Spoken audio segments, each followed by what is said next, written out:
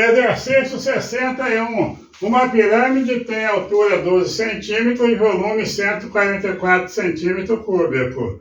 Qual é a área da base? Volume é igual à área da base, vezes altura, sobre 3. Ele deu volume 144, está aqui. A área da base é o que a gente quer saber. E 12 é a altura. Ele disse a altura é 12 centímetros. Tudo isso dividido para 3. Tá? Aí, o que é que eu vou fazer? Eu vou multiplicar esse aqui com esse.